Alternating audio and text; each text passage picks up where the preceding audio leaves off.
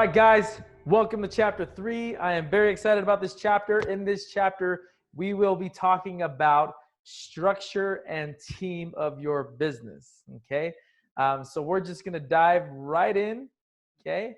And figure out how do we put together the correct structure and team to make our businesses multiple, right? Make them all very, very successful. We're gonna dive in and we're gonna go through every type of partner, how to structure teams. We're gonna go into the different types of partnerships and the right one that you should choose for you and your business. Number 2, we're gonna go through the different types of business structures, okay, legal entities. Number 3, which is one of my favorite, is how to hire loyalty over talent. Okay, it's a big part of the success of a lot of my businesses have been hiring loyalty over talent. So excited for that one. Number 4, we're going to talk about what other team members you'll need and where to find them. Number 5, what culture should look like, okay, in your business and why culture is so important.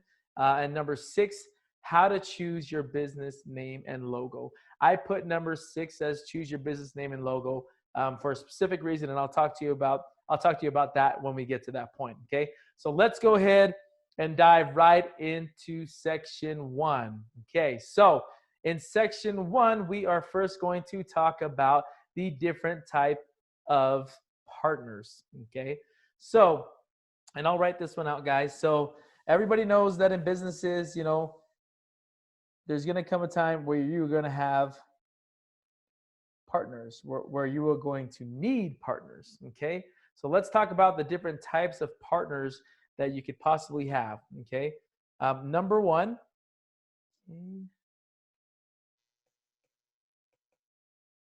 is an active partner.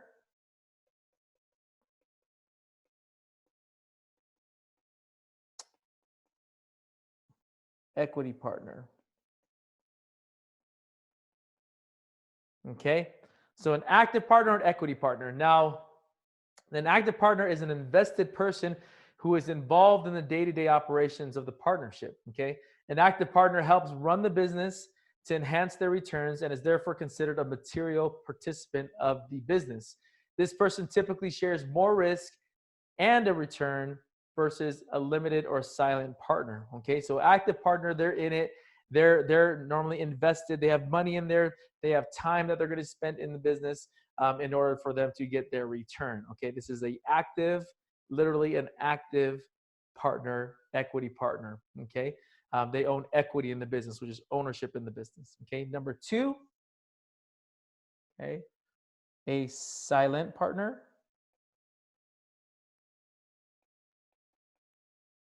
Okay, which a lot of times is a finance partner.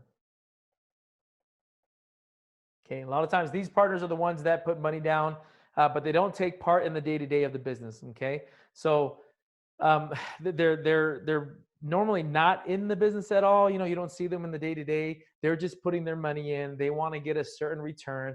You create an agreement with them that you're going to pay them a certain amount of money over a certain period of time or a certain percentage of the income that's coming in.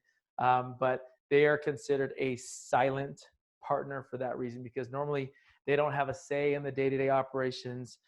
They're just trusting this business that it's going to do well. So they're going to put money in it in hopes to get a financial return.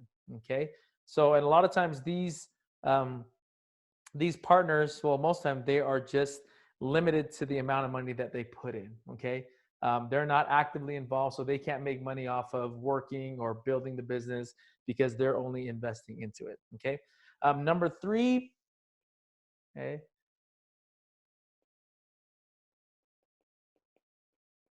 a profit share partner. Okay, and again, guys, these aren't all the different types of partners. I know a lot of people that are well educated, they're going to say, hey, Mo, there's 15 different types, and you're probably right. But for the sake of this, guys, I'm just going to show you the ones that really matter, right? You either have an active partner that owns equity, you have a silent partner that's just helping finance the business, or you have a profit share partner. And let me explain to you what this means. Okay, so a profit share partner, okay, they don't own any equity. and they normally provide services similar to a commission salesperson, okay? Or they're providing some kind of service that's very valuable to the business, to the point where you are willing to share in the profits of a branch of the business or the whole business, depending on what happens. A lot of times the easiest way to set up these partners are if they are salespeople that bring you business and their profit share is directly tied to the business that they bring in, okay? So in the end though, guys, the type of partners you will need will depend on your situation. It's all dependent on what business, what industry you're in, on whether or not you even need a partner. Take into account finances, expertise needed in your business, and definitely your long-term vision, okay? The worst thing you can do is give up all your equity in the beginning trying to pull on all these partners, and then you realize down the road that, oh, I didn't need 5 partners. I really only needed one of these partners. You know, we could have had a successful business. I hear it too many times, guys, where people get into business, they add partners early on, and then later down the road, you know, the partners go away and they're still making money because in the agreement, it spelled out that everybody's going to make money no matter what, right? They didn't have their agreements correct. Their legal team wasn't strong enough. You know, they're using LegalZoom or something online to do all their legal work, instead of getting a full-blown attorney, contract attorney to draft up the contracts to make sure that, you know, if people were to leave the business, that they would either have to be bought out or lose their shares. All of that stuff has to be taken care of in the beginning. But in the end, you just have to understand the different types of partners that you can bring on, why you would bring those people on. Again, active partners, I would be very, very, very careful on the active partners, equity partners that you bring on, okay? If they don't provide value in a huge way, whether it be expertise, again, we talked about chasing experts. If they're the expert, right, and you're not an expert in that field, then yeah, definitely you'll probably want to have them come on as an equity partner. Now, if they only have money and that's it, you do not want them being an active partner, equity partner, okay? It doesn't make sense for them to be that. It does make sense, though, on the other hand, for them to be a silent partner that has no say in the day-to-day decisions, okay? But you need their money, right? So they'll invest, and you'll have to have an agreement on what type of return you're going to give them. Again, disclaimer, guys, just like I did in the last section, I am not an attorney. I am not giving you advice on what you should do in your business. You should consult with a legal attorney to make sure that whatever jurisdiction you're in, whatever location you are in the world, that you're following the local laws, okay? I'll leave it at that. Again, I'm just sharing information on things that I've done in the past and that I've seen, okay? But again, don't get into a partnership situation that you're going to regret in the future. And for that reason, make sure that you are always consulting with an attorney, a contract attorney, a business contract attorney that knows exactly what he or she is doing, so that they can protect you against bad partnership setups, okay? Because in the end, okay, in the end, I'm going to show you this because this is very true. I hear a lot of people say that businesses are like marriages, and I believe that that is not true. They are not like marriages. They are marriages, okay? You are getting, you know, legally bound to people, right, for that business, okay? It really is just like a marriage. You're legally bound together until you have another legal document, you know, written up to break that apart, right? Just like a divorce. So in a business partnership, you need to treat it like a marriage, okay? You have to court that person. You have to find out everything you can about that person before you jump into an equity partnership position with that person in your venture or in their venture, okay? It is just like a marriage, okay? And it might as well be a marriage. So think about that, guys. Would you meet somebody for the first day and marry them? Probably not. But so many people do that in business, and it just blows my mind that everybody does that, okay? So, but on the flip side, okay, partnerships are marriages, and true partners, right, they should take part in both the good and bad of the business. You can't have a partner that wants to be around when things are great, and then when things get hard, they take off, just like in a marriage. A spouse that's there when things are great and just takes off when they're not great, you know, that's not going to work. And it's the same way in business, Okay. So also, you don't want a partnership to dip out on their portion when things get rough, and they don't, they don't want to put in money when everyone else is putting in money. They just want to come when everything is great, and they want to be the face of the company. And then when everything isn't going well, they all of a sudden disappear. Okay. So you got to have all that figured out before you get into these marriages. Okay. I'm going to continue to use the word marriage because to me, a partnership is a marriage. And I want you guys to think that way because it's probably going to scare you a lot more than saying business partnership when you say marriage. Okay. Because in the end, you're going to work as a partnership. Okay. You have to be understanding to each other. You have to listen to each other. You have to be flexible for each other, very respectful, very transparent and honest. At times you have to be a very good listener. Again, it really is a marriage. Okay. So in the end, guys, there are a lot of key points that I can share with you guys on why, right?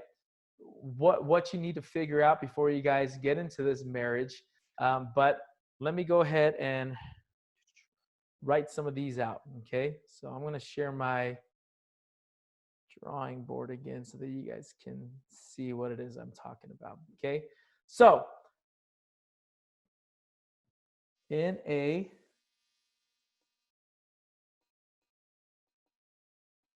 partnership or marriage, okay, here are some things that you need to make sure of. Okay. Number one, make sure that there are non-negotiables and make sure that they are clear up front. Okay. You have to know these guys. What are my non-negotiables? And I'm going to make these clear front, guys. We are not going to sell drugs, or, let's say you get into medicinal marijuana, which that's a business that I'm trying to get into. But you decide for yourself that a non-negotiable is that you do not want to get into recreational marijuana, right? You're fine with doing medicinal, but you don't want to get into recreational. That could be a non-negotiable. You might talk to somebody in that business and you guys might want to partner, but they feel a different way, right? They are okay with recreational marijuana and they want to go that route and you don't. Guess what? You don't get married. It's as simple as that, okay? You got to make sure that there are non-negotiables and that they're very, very clear up front, okay? Another non-negotiable should be that, hey, we're in this marriage together. We did not get into business with our spouses. Our spouses will not dictate what happens in this business. That may be a non-negotiable. If you, John Doe, if you are my equity partner and you pass away, I am going to buy your spouse out. They are not going to take your spot, right, and become my new partner, okay? Those are the type of things that you have to have spelled out clearly in your operating agreement, okay? And we'll talk about a lot of that stuff throughout this course to make sure that that is totally non-negotiable, okay? Figure all these things out ahead of time before you get married, okay? Number two, the more they are involved in the business, the more intimately you need to get to know them, okay? So that's an important thing too, is to get to know them personally. Okay. If you're going to spend a lot of time with that person, you're going to want to know them personally. You're going to want to know what makes them tick. You're going to want to know what makes them mad, right? I've been in partnerships before where, I didn't know the person personally that well, but I knew them as, in a work setting, and that was great. But when I found out, and this was after we got into a partnership, that person had anger management issues, right? And, it would have probably been good if I'd known that before I got into that partnership, right? Again, same thing as a marriage. So because I didn't figure that out in the beginning, I didn't take the time to get to know that person personally in their personal life, get to know their spouse, their children, everything about them. Those are the things you want to do before you get into bed, figuratively with these people, because you want to make sure that, again, their values fit yours. Everything is aligned, right? Okay. So, and we go back to Fab Four. Their Fab Four should be your Fab Four. You guys should be on the same page. Okay. Number three, make sure that you share long and short-term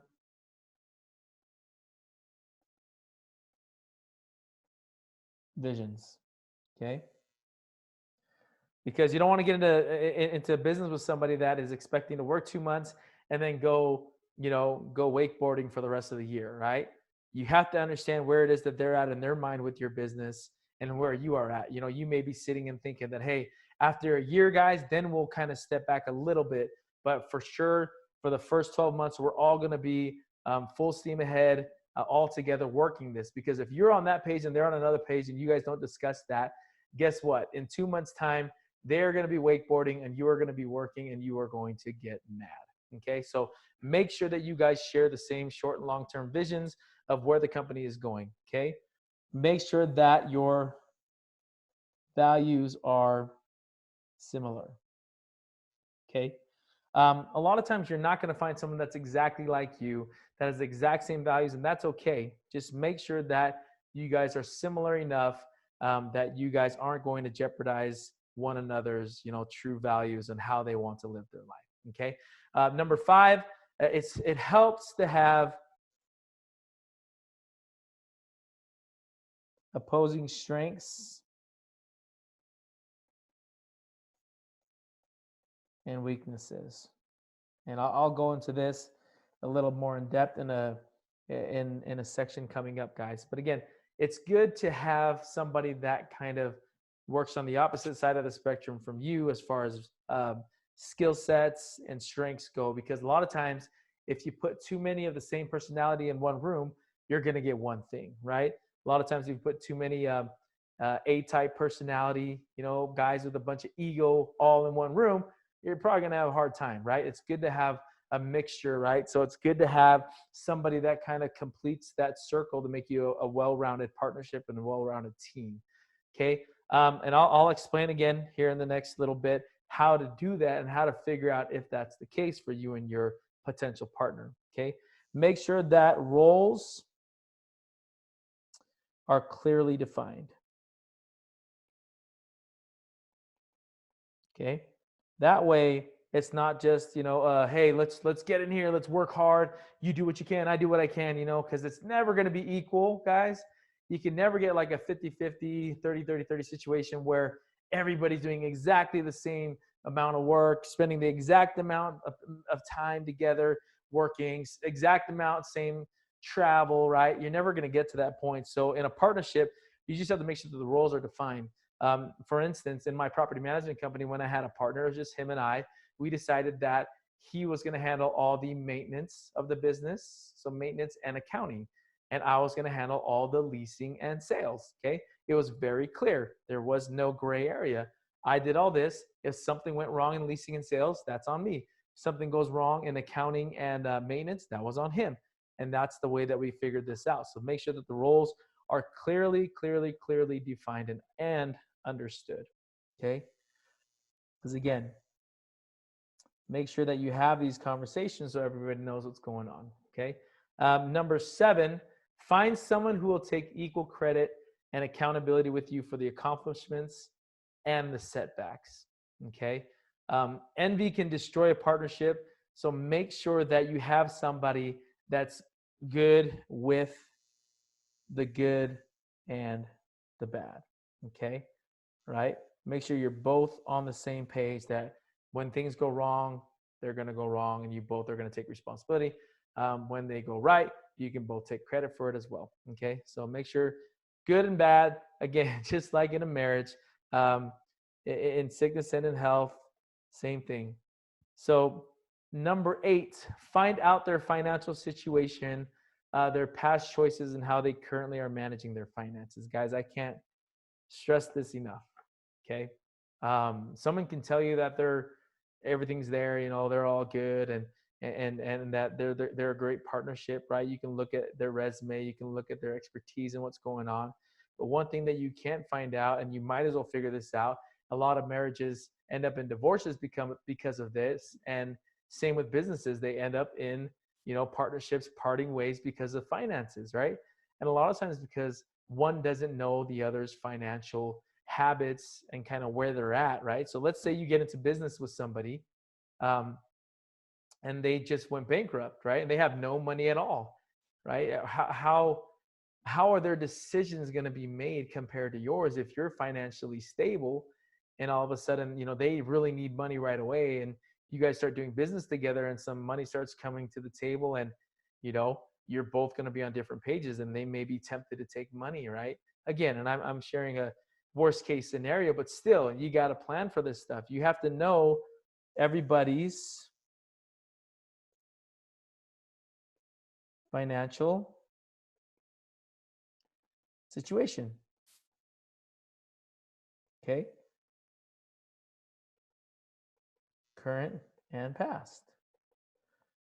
And a lot of you guys may say, well, Mo, that's a lot. You got to show them trust. But again, this is just me. Again, I am speaking from experience. I am speaking from being in partnerships with people that had money, people that didn't have money, people that had good habits, people that had bad habits, And I wish I would have known beforehand, or that I would have done my homework beforehand to make sure I didn't get into that. Okay. The next one is make sure that their schedule works with yours and with what you need. Okay.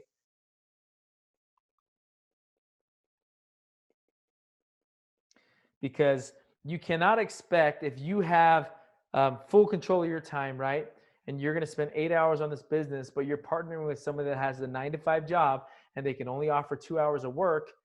That's not a 50-50 partnership. Okay. You guys want to make sure that these schedules align and that they align with the business plan so that you guys can move forward together and actually grow. Okay. Number 10, make sure that they inspire you. Okay.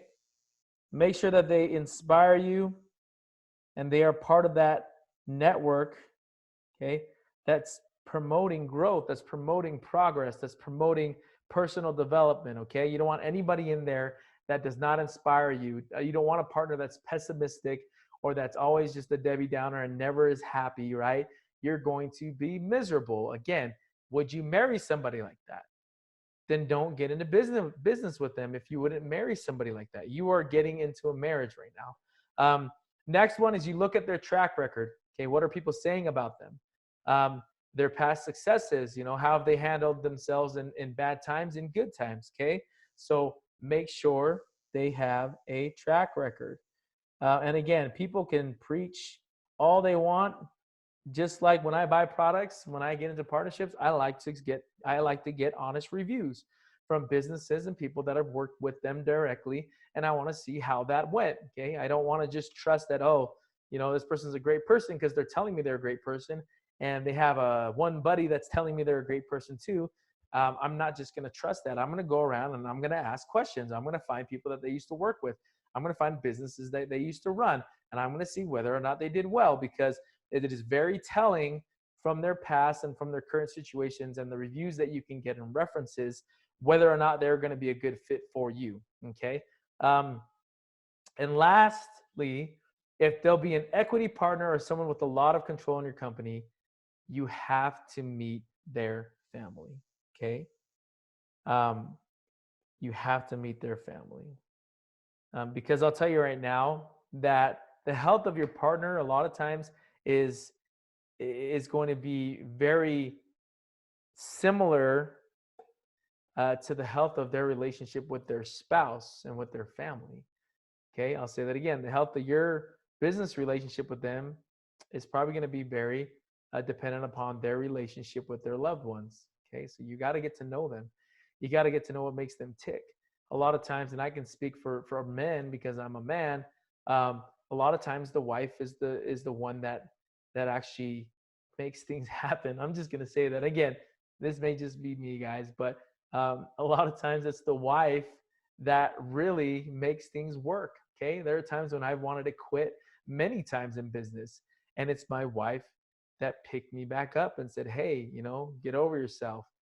Forget about yourself, forget about your problems, and just get to work." Okay, you got people depending on you. You got to work.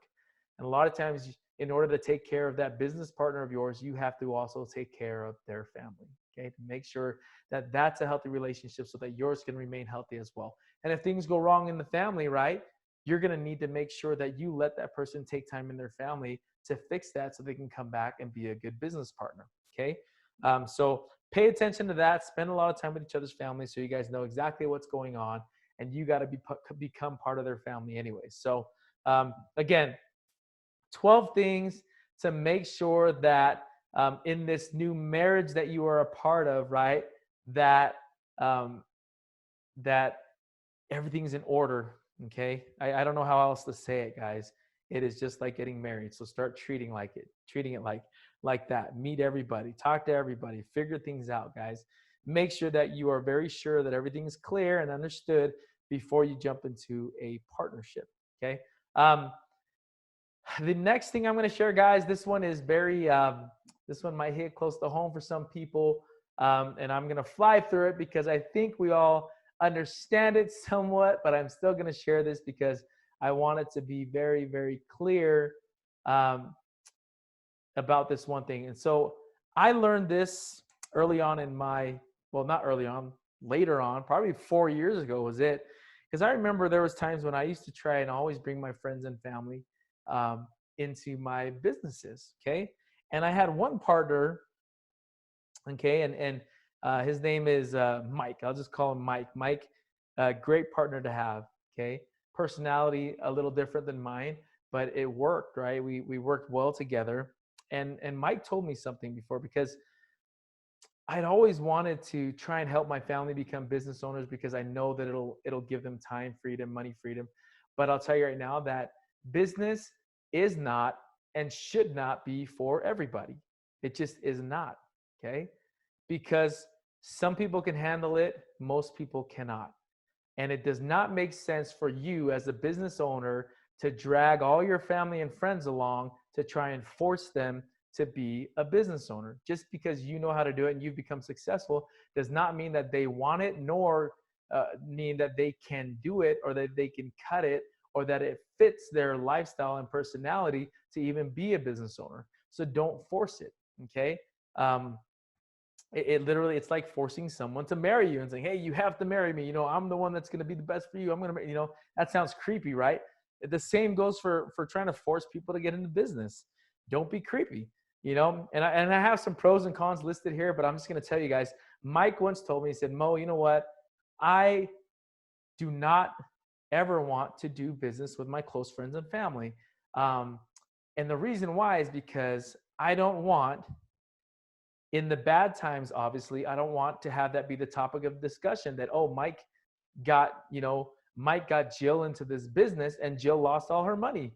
She lost her life savings because she trusted Mike and Mike screwed her, right? I don't want that to happen is what Mike told me. And Mike said, that's the worst case scenario, and you don't want to go to family functions and have people looking and saying, oh, well, there goes Mike, the one that screwed Jill out of all her life savings. He's like, I don't want that to happen, and that's normally a given, right? People normally know that. But what he said next was very interesting to me. He said, Mo, I also do not want to be in business with them in good times because it's just as bad to me going and having, people mad at me for losing my family members' money. It's just as bad to me as if I go to a family outing or family get together and all we do is talk business, right? I go and, maybe my cousin's my business partner. We get there and him and I are sitting there. We're talking shop, talking business, and everybody else is looking at us like, what the heck are you guys talking about? Can you guys stop talking about business, right? We're trying to have a family barbecue, right? Or you go and you got, like me, I have 9 siblings, right? And I'm sitting there talking to one about business and everybody else is like, man, what are those guys talking about? And then they're going to feel left out. So again, do I follow this rule all the time? No, I'm guilty of this because I love my brothers and sisters and siblings and stuff, and I really do believe what Mike says is right. But at the same time, there are some times when I bend this and I allow them to come. I do not, though, ever partner as a business equity partner with my brothers and sisters or my family and friends, unless everything aligns, unless everything is where it needs to be, and I've had that happen very few times. I can tell you right now, out of all the businesses that I have, at the current moment, there's only one that I am in with a family member of mine. And I'll explain why afterwards, because he's a big part of one of the other sections in this course. But in the end, we can go through all these pros and cons, guys. Pros of having family as a partner, strong connection, You have each other's, well, you should have each other's best interest at heart. You already know that you may work well together. Trust can always be there, maybe, hopefully. You come from similar upbringing, so there's an understanding there that you normally don't get with with a brand new partner. You normally are more comfortable to speak up when you disagree when you're with a family member. There's no getting to know you period. You don't have to look in their past or whatnot because you already know it. Chances of you being robbed or taken advantage of are very low sometimes, right? Because they don't want to come to a family outing either and be the one that stole from you. Okay. Cons, um, and these are huge, guys. You risk damaging the relationships if you lose money or if a deal goes bad. Okay. Past drama can come between you, and decisions cannot be made objectively. I mean, there's more difficult to end the business relationship if it's not working. A lot of times, if you're working with family, you'll give them a lot of leeway and give them a lot of chances, a lot more than you would if it was just another partner that you're not related to. Okay. Work comes home, lines are blurred, home work life is unbalanced because, again, because your family, a lot of times they may think that, oh, we'll see you later. So I'll just consider this work, now that I see you out at, for lunch or whatnot. So I'm not going to work today because I saw you at lunch. Things like that, guys. You'll lose connections and networks, or if they're unsavory, if there are friends or family, the interactions there, if they're bad, right, you can start messing with the network that you created because you have family members involved in that. And you may offend one family member and cut off a whole side of your network because that network is also their network. Other team members, and this is another big one that I've had, that I've experienced, other team members will say, oh, well, you're favoring that person because he's your brother or he's your cousin or sister or mom, you guys all treat them one way and you treat us a different way because we're not family. Okay. And that's not a good thing either. Again, I can keep going, guys, but there are way more cons than there are pros in this scenario. So with this section, guys, I just want you guys to realize that it's a lot more likely for things to go bad than good if you're partnering with your family and friends. I don't know how else to put it. That's just how it is. I would highly suggest against it. Okay. So just remember that when you guys are getting into partnerships, make sure that you know what type of partner you need first and foremost. Make sure that you are not giving up equity too soon. Make sure that you are not just lackadaisically, that's a word, getting into a business relationship just on a whim, just because you meet someone and you think they're awesome, right? Or someone tells you they made 100,000 last month alone, right? So you're going to jump in bed with them and say, oh, let's do this, let's start this business. Again, very similar to a marriage, guys. If you wouldn't do it there, then don't do it in business. Okay. The same amount of time and courtship, the same amount of research needs to get done in a business, maybe even more than if you were getting married. So treat it that way, and I promise you will keep yourself safe. You will take a lot more into consideration if you see it as a marriage and not just a business partnership. So, all right, guys.